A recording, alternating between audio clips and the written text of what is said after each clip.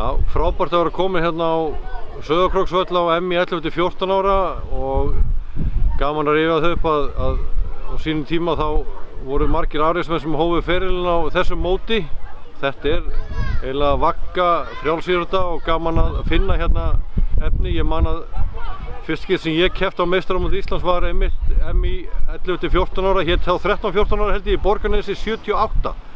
Það er svolítið langt síðan, en á því móti voru einmitt margir afreksmenn sem að stigu sín fyrstu skref, sem urðu afreksmenn framtíðarinnar, meðal annars Kristján Þór Harðarson sem var ólympíufari 84 í langstökki, 7–80. Við þreyttum hérna frægt 100 metra hlaup ásamt Jóa Beiger sem var kallaður og Gísla Kristjánsinni sem varð hérna einn besti ólympíski liftari Íslands. Og svona til þess að stíga í stoltið að þá vann ég þetta hlaup og þeir fyrirgefa mér það aldrei því að ég var svo sem ekki frægur hlaupari.